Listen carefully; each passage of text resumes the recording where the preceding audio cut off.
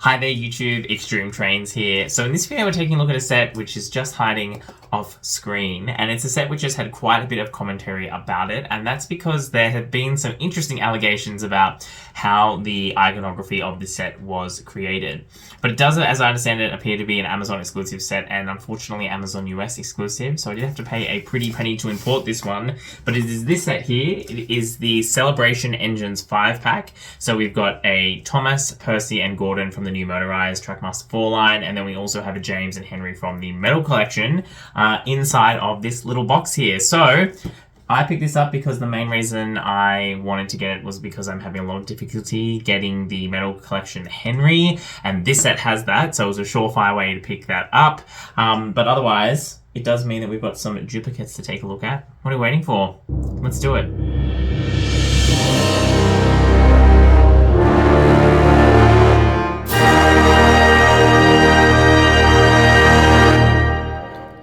Okay, I've got this on the ultra wide so that you can see it a bit better. This is quite a sizable box. As you can see, it ships in one of those weird, like, exclusive packaging boxes. It reminds me of the box that the Celebration wooden railway engines came in. So you've clearly got this branding, which is on the one hand designed to be quite distinctive, but also has all of this kind of like legal faff about like shipping to, you know, the processing plant, Houston 3PL import, and it's got a big barcode up here. Anyway, but it's kind of a cool design, but it is a very interesting way of doing it. It's kind of trying to serve two purposes for importers as well as for the consumer. Nothing here on the bottom or on the sides. On the top, we've got some interesting legal blah blah, to the extent to which any legal blah blah is interesting. I'll put this up here in front of the camera. It's a bit hard to read because of the camera setting, but we do have the usual kind of information that we've got on here. Lots of different languages, which suggests perhaps it is going to be distributed in more countries. But then, like, for example, it's got, you know, the Australia version on there, Mattel Australia Proprietary Limited, but not actually going to be released in Australia. And then you can see here we've got some more information here, more legal stuff. Interesting to say that it's got, you know, needs 2 AA batteries for each of the 3 locomotives included. You can see we've got another name of the pack here.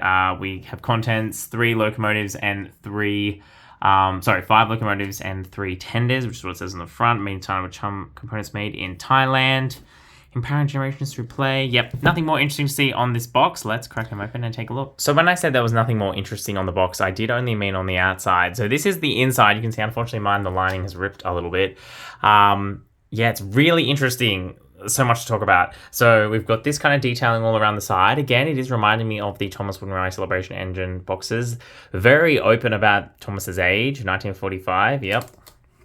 We've got the little picture coming around here. We've got the Thomas and Friends logo, the Sodor logos, some of these whistle logos and crossing logos we have seen before in various forms. The big elephant in the room, though, is this Thomas, which appears to be kind of like a drawingified version of the push-along, perhaps. That's how I read it. Some people have said, "Oh, I think it's been made by AI." I don't think so. It just seems to be an illustration drawing, similar, I think, to the weird stylized drawings they had on, again, the Thomas Wooden Railway special packs. I think that's what this is. It's just someone has perhaps started with a reference photo and then tried to make it look like a hand drawing. But, for example, these wheels look very All Engines Go styled, so that's a bit interesting. And then we come down to this big color poster here, 80th anniversary, and you can see we have this absolute abomination of artwork here, which is just... This is chaotic. So we've got this kind of stylized design, which is definitely giving All Engines Go. We've got this, which looks kind of like the CGI series, but it's gold and like weirdly rendered. We have gold tracks for some reason. We've got this building over here, which it looks, again, like weird rendering. And then we have all the engines, which look like they've been stylized to match what's in the set. And the reason I say that is because, for example, the way Henry's coal is done, that's exactly how it's done on the toy. What's going on with these wheels here? Lord knows. Thomas's wheels, what's going on with that? Gordon's wheels, something real weird's going on. But you can see immediately this will make sense when we get Henry out of the box. These are the Henry proportions from the push-along. These are the James proportions. These are the Thomas proportions. And what do I mean by that? Here's Thomas here. you can see they're really leaning into that Thomas proportions where he has a huge body and tiny wheels. Percy is a bit too squished for us to tell. But Gordon, again, look at that. We have the squash running board, and then we have the kind of all the wheels compressed up to the front, and then the driving wheels. So, again, I don't think this isn't giving me AI per se. What it's giving me is someone was given the task of converting some images they had, reference photos from the CGI, into the toys that they had. So I actually wonder if these are perhaps like kind of CGI-ified reference renders that they use to make the actual toys, and that explains the weirdness of the dimensions. And for example, like that some of the details like the behind the cabs are missing. It definitely looks like very bad CGI, like, you know, and the weird flattening of the face. Like this to me looks like they're something that they were trying to get files and make them flat. So again, I don't think this was AI, but I mean in 2025, who knows. It does seem like an effort to manipulate the CGI elements onto perhaps CAD files of the actual toys to make them look more like the toys. But the question then you have to ask is, why on earth would you do that? Like, what's the point? Why not just have pictures of the engines who are in the box? Or have pictures of the toys? Why would you do this weird manipulation thing? So that's what I think is unusual about this. I'm less concerned about this being some weird AI-generated slop and more just confused about why you would bother to make something like this anyway. But anyway, it comes with a nice little pull tab, so we can pull that. And then we have the exciting stuff in here, which is all of our engines. And the key one we're going to be looking at in this review is Henry. Then we have this playmat here, which again, it looks very all engines go, but we've got gold track. We've got some weirdness going on here where you can see this is obviously a different size scale with the sheds, and then the track is huge. Some weirdness going on. Why does Cranky have bags under his eyes like that? He looks like I do, except why the buffers on this side? They look like the crates from the Cranky set. Yeah, I'll pull up the other side of this, but you can see like there's just it's one of those things where there's so many weird. This box is giving the same energy as all these new toys for this year, which is like there's such weird design energy going on that makes literally no sense. So I will pull that out so we can keep looking at this very, very interesting playmat. So as I said, we continue. You can see this looks like it was the top of that mountain, Mystery Mountain or whatever, and there's some tracks here that just disappear. We've got the castle here. There we go. We've got what's perhaps meant to be Knapford, don't know. Another castle with a giraffe. Then there's Vickerstown in the middle. Yeah, this is weird. This is a really weird thing. But I mean, it's a cool inclusion. I like the idea of having packaging that actually serves a play purpose, but it is weird. And the big problem with this, though, is that Trackmaster 4, you can't push the engines along. So even if you wanted to just use this as a playmat, playmats fundamentally do not work with the system that they use now for Trackmaster 4. So that is a fail. Then we pull this out and we've got this piece of artwork, which again this is the same style as this, presumably. And again, you can see they've... Oh, where's Gordon? Gordon's missing some wheels at the front there. Like, he's got a wheel on this side, but not on that side. You can see it was supposed to be there and they just left it out. Again, stuff like that makes me think it's not AI. It's just like a render that's gone weird. I actually don't mind this art style. Perhaps a controversial opinion. I think it's kind of cute and fun. I wonder if this is what the new art is for this year. For next year, sorry. I don't know. But yeah, it's interesting because again, they would have had to go to a lot of effort to make something like this when you could just not do that. I don't know. It's a bit weird. But the weirdness hasn't stopped yet. If you know, you know. We've got this little list here of all the characters. Oh, Edward's in caps. And then you can see we've got these pictures of these CGI characters on the back. Which again, they had the CGI pictures. Why on earth didn't they just use them on this side? Anyway. Yeah, it's very interesting. We've got a lot of the original Steam team on here.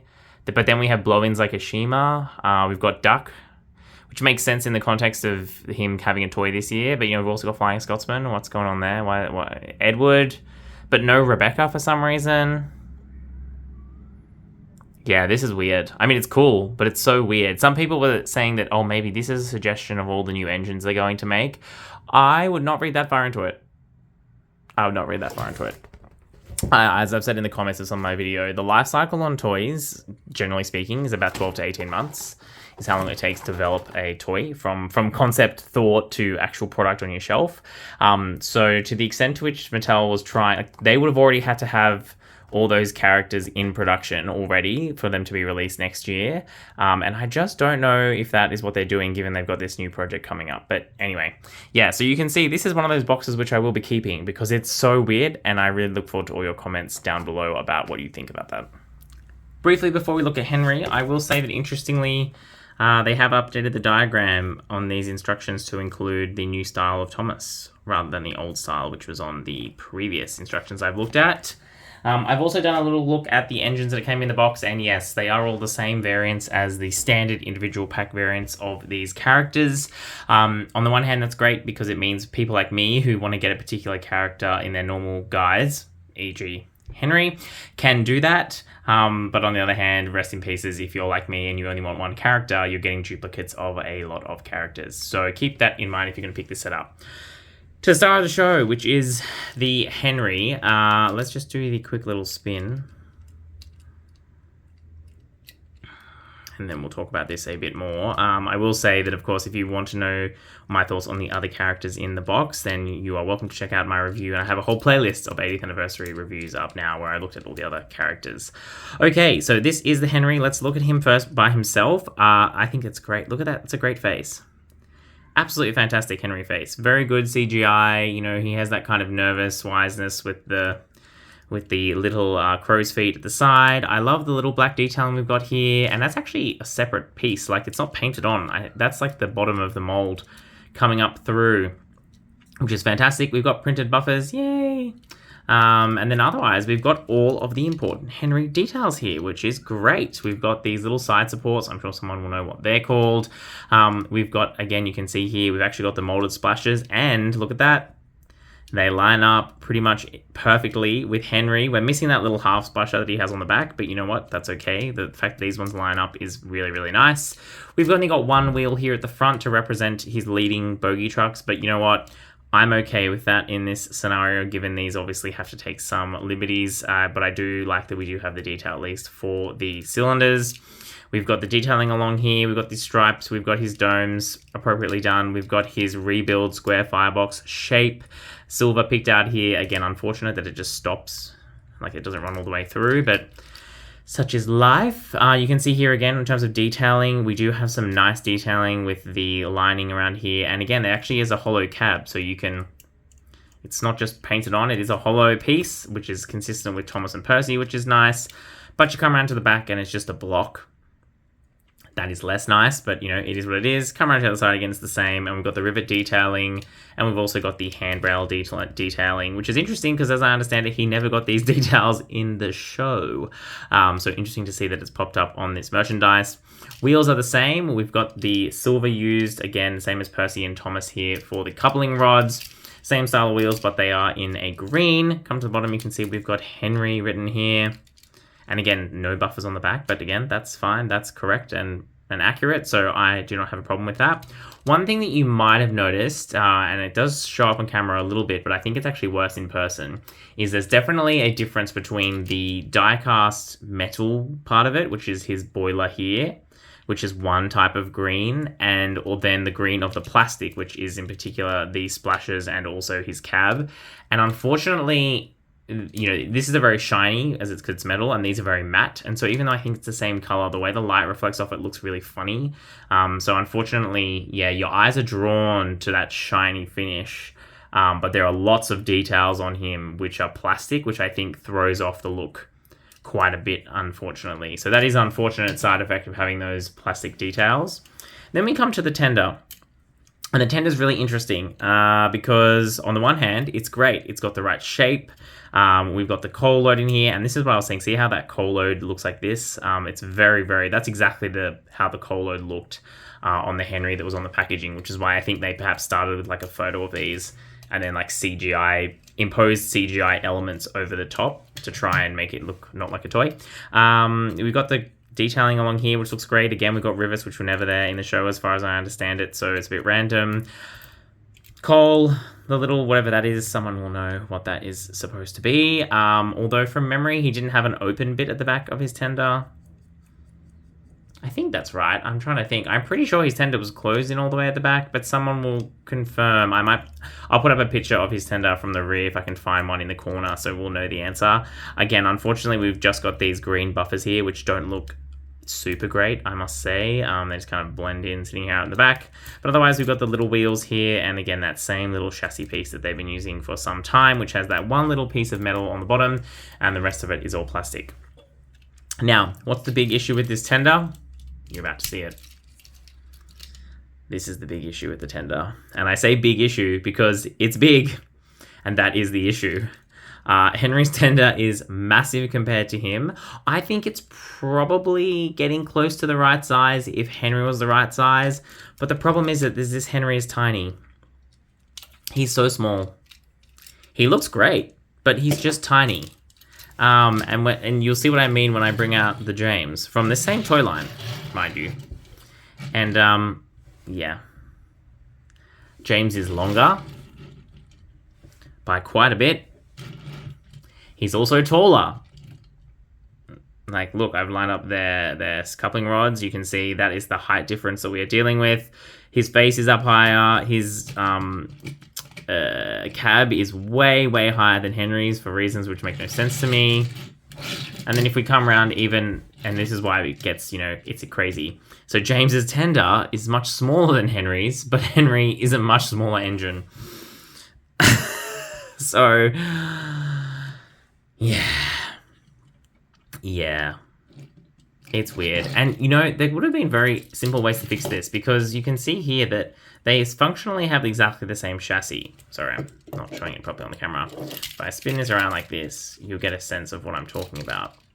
Like, the distance between their wheels is the same.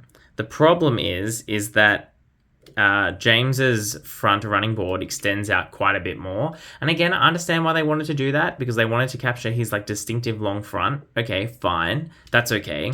But what they also did with with Henry, I should say, is they also kind of sucked in his running board so that it is underneath with the coupling. Whereas James, you can see here, it kind of ends right at the back of the chassis. So you have the effect of James extending out in both directions lengthwise, whereas Henry's actually shrunk in both directions lengthwise. So I think the chassis Henry is sitting on looks a lot smaller than James's because of the way that they did this, and I just don't understand how that happened. Because I think the scaling between Thomas and James is not crazy if you consider the weird scaling that happened in CGI. But then the problem with this is that this is clearly not right. Like, it's not the worst, but it's clearly not quite right. And I just don't understand why they did it this way. We're always talking about how these toy lines have always has compromises. You never get something that's fully properly in scale when it's a toy like this. Oh, why is my focus not working? But this Henry is just... he's really noticeably out of scale, and it's really giving me Thomas Wood energy, where the tender engines were the same size as the tank engines. That's what it feels like, except at least they were all whack. Whereas the problem we've got in this line is that James is kind of alright, and then it's a Henry that's tiny. And so what, they're going to do Gordon like this too, and have tiny Gordon? So we have tiny Gordon, tiny Henry, huge James. What the heck is going on here? So... yeah. I really wanted to like this. I'm glad it's in my collection, for sure. But, unfortunately, yeah, the scaling thing means that by himself, I think Henry looks great. If you don't have him next to any of the other engines from this line, if you're just a Henry collector, I think you'd be really pleased. I think he looks quite good. I think the compromises they made are quite acceptable. And for example, I think the sticking out of the coupling rods looks way less egregious on the tender engines because they're much bigger. But all of that said, you can really tell that he is just not... It feels again like that he has not come from the same line as these ones because he's just so tiny.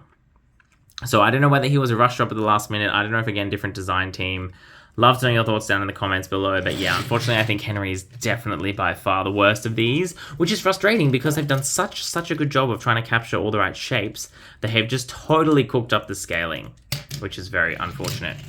But yes, so that is the review of my Henry. As I said, I've already looked at, of the Metal Collection Henry. I've already looked at the other engines in this pack. So overall, my thoughts on the Sodor Celebration pack is a bit mixed. On the one hand, I think it's great that it exists. It's a good way to collect all the characters, or quite a few of the characters together. On the other hand, why they combined the push-along and motorized engines, don't know. Why they include a playmat that doesn't work for the motorized engines, don't know. How they decided on this character selection, don't know. Why didn't they pick any variants of these engines, don't know either. So I think it is perhaps, again, and then also we have that weird art, but we've talked about that ad nauseum. This pack, again, is another example of what I feel like has been a series of missed opportunities with the merchandise for 2025. And clearly there are some good people with good ideas now at Mattel and have some good thoughts about how to take the Thomas range forward. But someone or somehow is preventing them from actually being able to carry those into meaningful effect. So I don't know, don't think Mattel watches my videos, but certainly if anyone can tell them what's going on, they just need to get organized and get things together and do things properly, because they're on the cusp of greatness and then they keep screwing it up. So that's my thoughts about that Element Engine pack. And again, my same thoughts with Henry. Glad to finally have him, but he's certainly the weakest of these new engines. And to be honest, if you can't find him, you're not missing out on that much. Thomas, Percy, James, the best. The Ruby James, 10 out of 10, perfect. So, thank you for watching. It was a bit of a long review this time. We had a lot to talk about. Thank you for all your comments on all my videos to date. And as always, that's all we've got time for. This is Extreme Trains.